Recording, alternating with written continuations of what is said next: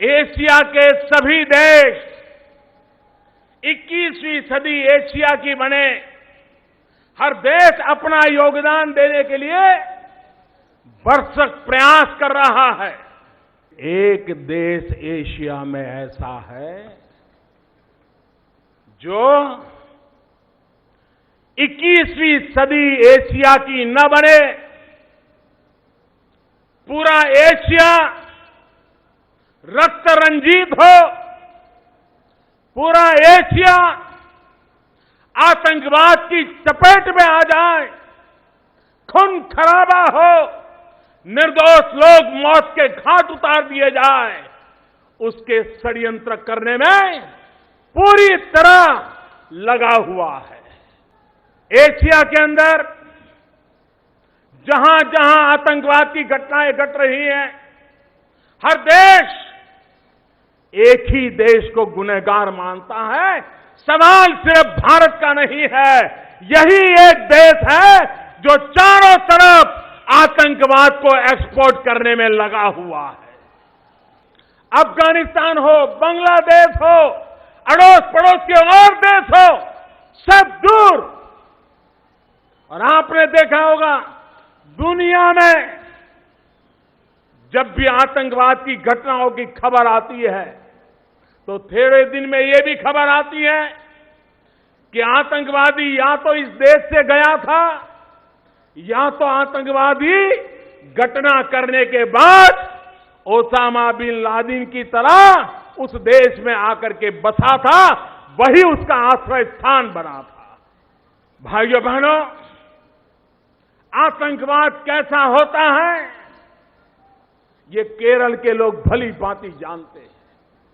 हमारी केरल की बेटियों को आतंकवादी उठा करके ले गए थे, नर्सिंग का काम करने के लिए, मानवता की सेवा करने के लिए। खाड़ी के देशों में हमारी केरल की बेटियां सेवा भाव से काम कर रही थी, आतंकवादी उठा करके ले गए।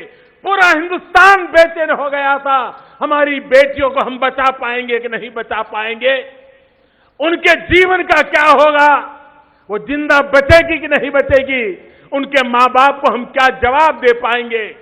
चारों तरफ चिंता का माहौल था।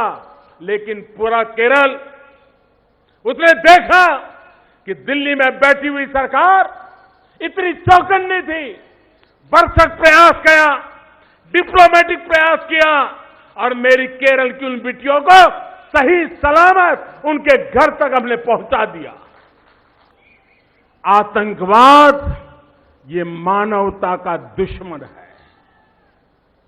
पूरे विश्व की मानव जात को मानवतावादियों ने एक होकर के आतंकवाद को परास्त करना ही होगा।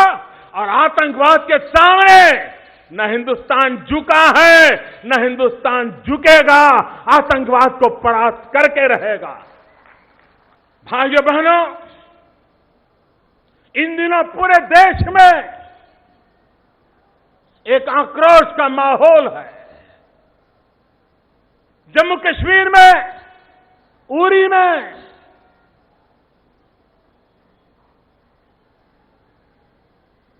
हमारे पड़ोसी देश ने जो एक्सपोर्ट किए हुए टेररिस्टों ने हमारे 18 जवानों को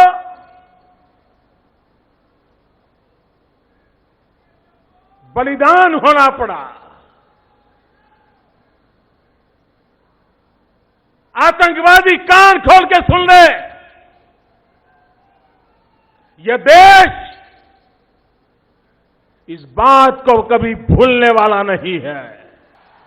मेरे प्यारे भाइयों बहनों, पिछले कुछ महीनों में 17 बार ये पड़ोसी देश ने जो टेररिस्ट एक्सपोर्ट किए थे, 17 बार अलग अलग गुट, कभी 4 की संख्या में, कभी 6 की संख्या में, सीमा पार करके इन फिदायन हमलावरों ने इसको तहस नहस देश को करने का प्रयास किया। लेकिन हमारी सेना, जाबाज सेना ने पिछले कुछ ही महीनों में इन 17 प्रयासों को विफल किया। लाइन ऑफ कंट्रोल के पास ही इन फिदायीन हमलावरों को मौत के घाट उतार दिया। पिछले कई वर्षों में इतने कम समय में सबसे ज्यादा 110 से भी ज्यादा आतंकवादियों को हमारी सेना के जवानों ने मौत के घाट उतार दिया।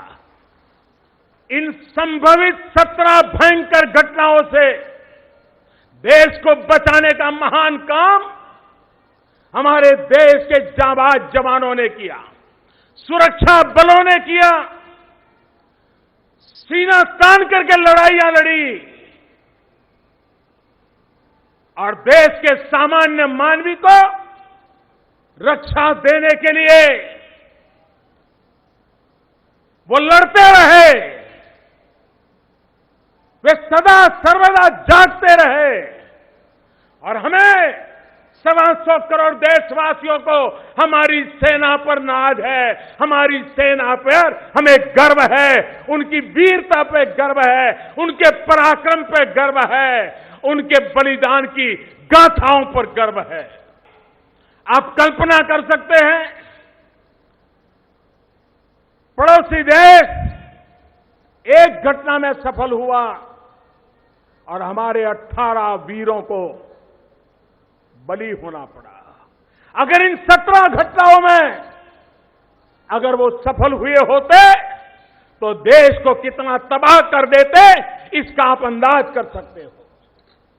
मेरे प्यारे देशवासियों, हमारे सेना के जवान, हमारे सुरक्षा बलों के जवान, चाहे बीएसएफ हो, चाहे सीआरपीएफ हो, चाहे जम्मू कश्मीर की पुलिस हो, चाहे नॉर्थ ईस्ट की पुलिस हो,